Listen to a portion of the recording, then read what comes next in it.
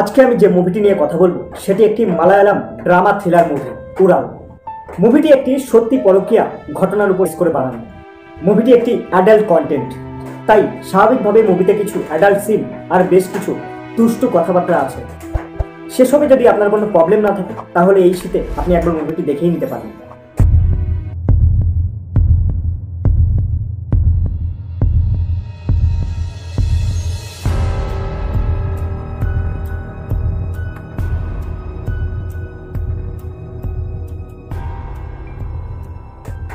প্রথমেই আসি এই মুভির চরিত্রগুলো নিয়ে।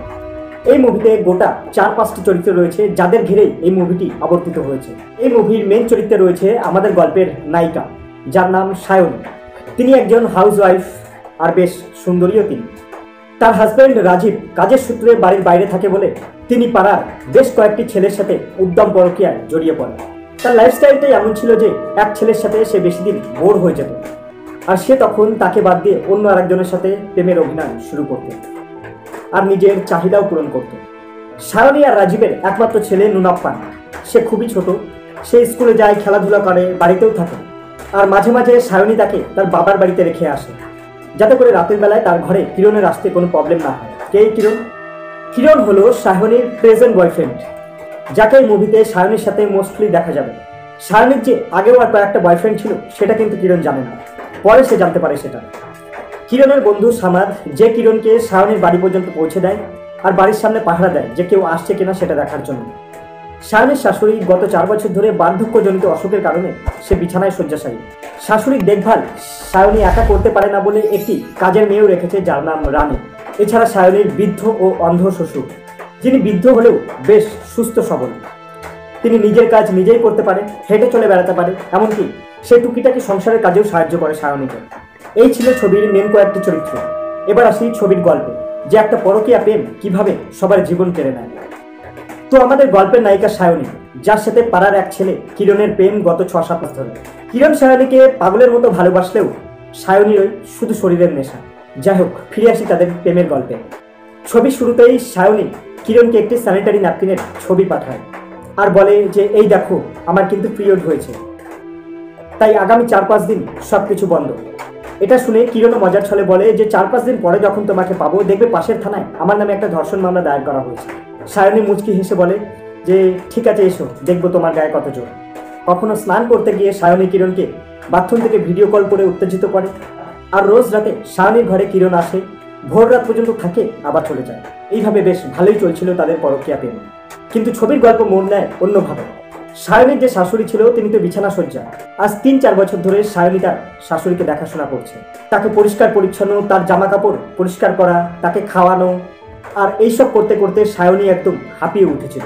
যখন সে খেতে বসতো এইসব দুর্গন্ধে তার একদম পুরো গা গুলিয়ে উঠতো। সে ঠিক মতো অনেকদিন ধরে খেতেও পারেনি, আর এইসব থেকে সে এক প্রকার মুক্তি পেতে চাইতো। তো এরকম একদিন রাতে কিরণ যখন তার রুমে আসে, তারা দুজন ঘনিষ্ঠ হওয়ার পর সায়নী কিরণের কাছে একদম পুরো ভেঙে পড়ে আর বলে, তুমি কি আমাকে এর থেকে মুক্তি দিতে পারো কিরণ? চলো আজ আমরা দুজন মিলে এই বুড়িকে পুরো মেরে ফেলি।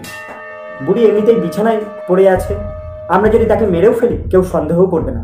এটা শুনে কিরণ বেশ ভয় পেয়ে যায়, কিন্তু সায়নীর জোরাজুরিতে সে শেষ পর্যন্ত রাজি হয়। তারা দুজন মিলে একটা টাওয়ালের ফাঁস দিয়ে বুড়িকে মেরে ফেলে।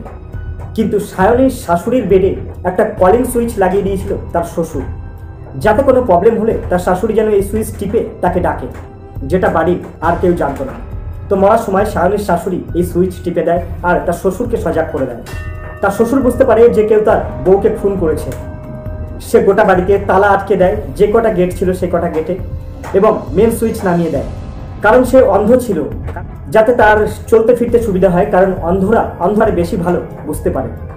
এবার তার প্রতিশোধ নেওয়ার পালা। একে একে সায়নী আর কিরণ কখনো শ্বশুরের উপর ভারী পড়ে, আবার কখনো তাদের শ্বশুর সায়নী আর কিরণের উপর ভারী পড়ে। তার মধ্যে কুর্তি চান মানে সায়নীর শ্বশুর ফোন করে পুলিশকে আর তার ছেলেকে খবর দিয়ে দেয়। একে একে বুড়ো সবাইকে মারতে থাকে, আবার মাঝখানে মাঝখানে বুড়োও খুব মার খায়। তার মধ্যে একবার কিরণ তার বন্ধু সামাদকে ফোন করে ডেকে নেয় যে তাকে একবার বাঁচানোর জন্য আসতে বলে। বন্ধুকে বাঁচাতে এসে সামাদও বেঘরে প্রাণ হারায়। তো এই মারামারিতে একে একে সবাই প্রাণ হারায়, এমনকি কুর্তি চানও। পুরো রাত জুড়ে চলে এই ঘটনা। আস্তে আস্তে যখন সকাল হয়, চারিপাশের মানুষ ভিড় করে তাদের বাড়িটাকে দেখছে। পুলিশ এসেছে, তার ছেলে এসেছে, একে একে পুলিশ ঘরের ভিতর থেকে লাশগুলো বের করছে। এরপর এই মুভিটি শেষ হয়ে যায়। কি আশ্চর্য ঘটনা, তাই না? একটা পরকীয়া প্রেমের জেরে পাঁচটা জীবন কেড়ে নেবে। আর আমাদের চারপাশে প্রতিনিয়ত এইসব বেড়েই চলেছে। আজকে এই পর্যন্তই, দেখা হবে আবার পরে কোনো ভিডিওতে। বাই।